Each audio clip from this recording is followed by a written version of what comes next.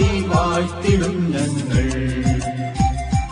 ആ മനോഹരമാം ദിവ്യസീയോനിൽ ഹല്ലേലൂയ പാടി വാഴ്ത്തിടും ഞങ്ങൾ. കോടാകോടി വാനസേനയോടും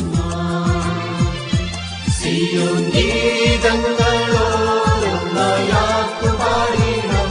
ശാലേം രാജനാമേശുദേവന് ഹല്ലേലൂയ പാടി വാഴ്ത്തിടും ഞങ്ങൾ.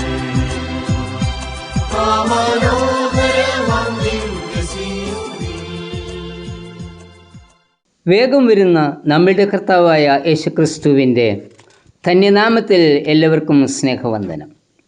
യോഹന്നാൻ സ്നാപകൻ്റെ ശുശ്രൂഷയെക്കുറിച്ച് ചിന്തിക്കുന്ന ദിവസമാണ് ഇന്ന്. കർത്താവിന് വഴിയൊരുക്കുന്ന ശുശ്രൂഷയാണ് യോഹന്നാൻ നിർവഹിച്ചത്.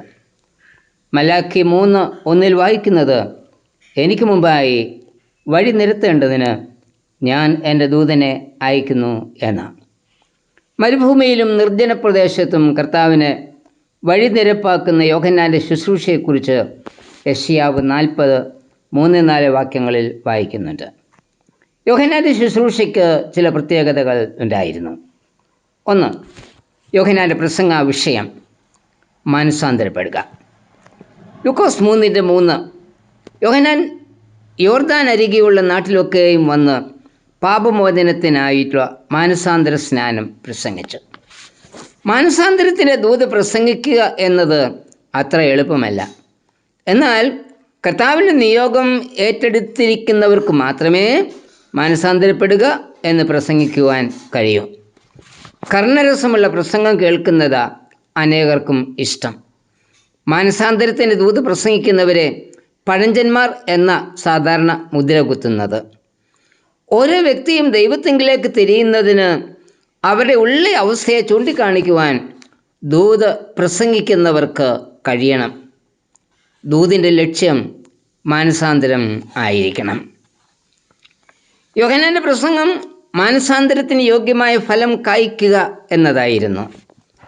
നല്ല ഫലം കായ്ക്കാത്തവയെ വെട്ടി തീയിലിടും എന്നും പ്രസംഗിച്ചു. നാനാ തുറയിലുള്ളവരാ യോഹന്നാൻ്റെ പ്രസംഗം കേട്ടത്. അവർ ചോദിച്ചു, ഞങ്ങൾ എന്ത് ചെയ്യണം? ചുങ്കക്കാർ, പടജനം, പുരുഷാരം തുടങ്ങിയവരാ ചോദിച്ചത്. ലൂക്കോസ് 3:10-14 വാക്യങ്ങൾ.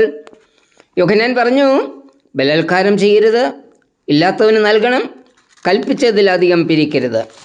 അതായത് നാം ആയിരിക്കുന്ന സാഹചര്യങ്ങളിൽ വിശ്വസ്തരായിരിക്കണം. അതാണ് മാനസാന്തരത്തിന് യോഗ്യമായ ഫലം. മാനസാന്തരത്തിന് യോഗ്യമായ ഫലം ഇന്ന് നമ്മിൽ നിന്ന് പുറപ്പെടുന്നുണ്ടോ? വെറും പൊള്ളയായ പ്രകടനം മാനസാന്തരത്തിന് യോഗ്യമായ ഫലം അല്ല. 2, യോഹന്നാൻ്റെ പ്രസംഗത്തിൻ്റെ ലക്ഷ്യം കർത്താവിനെ ഉയർത്തി കാണിക്കുക. യോഹന്നാൻ്റെ ശുശ്രൂഷയിൽ സന്തോഷിച്ച ജനം യോഹന്നാനെക്കുറിച്ച് അവൻ ക്രിസ്തുവാണ് എന്ന ചിന്തയിലേക്ക് വന്നു. എന്നാൽ യോഹന്നാൻ പറഞ്ഞു, ഞാൻ ക്രിസ്തു അല്ല, അവൻ്റെ ചെരുപ്പിൻ്റെ വാറ് പോലും അഴിപ്പാൻ ഞാൻ യോഗ്യനല്ല. ചെരുപ്പിൻ്റെ വാറ് അഴിക്കുന്നത് ദാസനാണ്. യോഹന്നാൻ പറയുന്നത്, ക്രിസ്തുവിൻ്റെ ദാസനായിരിക്കാൻ പോലും എനിക്ക് യോഗ്യതയില്ല. യോഹന്നാൻ്റെ ഈ സാക്ഷ്യം 4 സുവിശേഷകന്മാരും രേഖപ്പെടുത്തിയിട്ടുണ്ട്. മത്തായി 3:11-12 വാക്യങ്ങൾ, മർക്കോസ് 1:7-8 വാക്യങ്ങൾ, ലൂക്കോസ് 3:15-17 വരെ, യോഹന്നാൻ 1:27.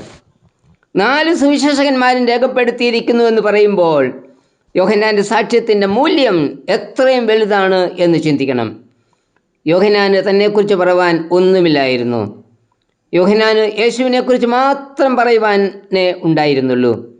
എൻ്റെ പിന്നാലെ വരുന്നവൻ എനിക്ക് മുമ്പനായി തീർന്നു, അവൻ എനിക്ക് മുമ്പേ ഉണ്ടായിരുന്നു. യോഹന്നാൻ 1:15.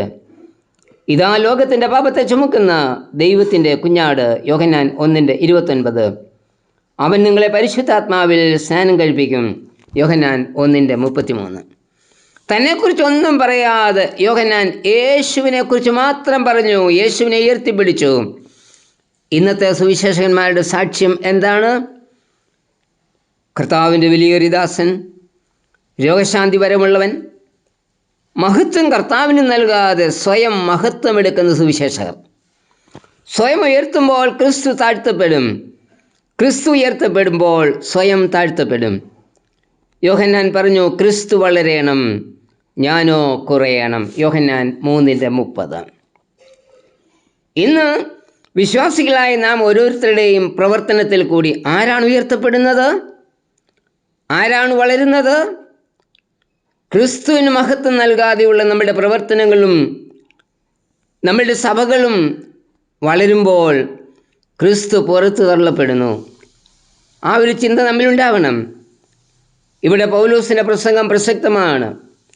2 തിമോഥെയോസ് 2:8 ദാവീദിൻ്റെ സന്തതിയായി ജനിച്ചു മരിച്ചിട്ട് ഉയർത്തെഴുന്നേറ്റിരിക്കുന്ന യേശു ക്രിസ്തുവിനെ ഓർത്തുകൊള്ളുക, അതാകുന്നു എൻ്റെ സുവിശേഷം. ക്രൂശിക്കപ്പെട്ട യേശുവിനെ കുറിച്ചല്ലാതെ മറ്റൊന്നും പ്രസംഗിപ്പാൻ പൗലോസിന് ഇല്ലായിരുന്നു. പൗലോസ് ക്രിസ്തുവിൻ്റെ ക്രൂശിൽ മാത്രമാണ് പ്രശംസിച്ചത്. ഈ ഒരു സാഹചര്യത്തിൽ നമ്മുടെ സാക്ഷ്യം എന്താണ്? എൻ്റെ പുകഴ്ച, എൻ്റെ മഹത്വം, എൻ്റെ പദവി, എൻ്റെ കുടുംബത്തിൻ്റെ ഉയർച്ച, ഇതല്ലേ എപ്പോഴും നാം ചിന്തിക്കുന്നത്? യേശുവിന് മുന്നോടിയായി വന്ന് യേശുവിൻ്റെ ദാസനായി യേശുവിന് വേണ്ടി സ്വയം താഴ്ത്തി യോഹന്നാനെ പോലെ ശുശ്രൂഷിപ്പാൻ നമുക്ക് കഴിയുന്നുണ്ടോ? ഇന്ന് ലോകത്തിന് മുൻപാകെ കട്ടിക്കൊടുപ്പാൻ സഭയ്ക്കും വിശ്വാസിക്കും പലതുമുണ്ട്. ആ കൂട്ടത്തിൽ ക്രിസ്തുവിൻ്റെ ശാന്തമായി ചിന്തിക്കാം. കർത്താവേ, മാനം, മഹത്വം, സ്തുതി, സ്തോത്രം എല്ലാം നിനക്ക് മാത്രം നൽകി ശുശ്രൂഷ ചെയ്യുവാൻ എന്നെ ഒരുക്കണമേ. ആമേൻ. നാമശോഭനപുരത്തിലെത്തിയ കാണാമന്നവിടെ ശുദ്ധ സംഘത്തെ, നമ്മെ വേർപിരിഞ്ഞു പോയവരെല്ലാം ഒന്നായി ചേർന്നു പാടും ശുദ്ധ സംഘത്തെ.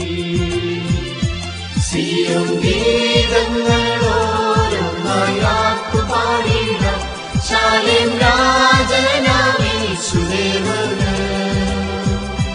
ഹല്ലേലൂയ പാടി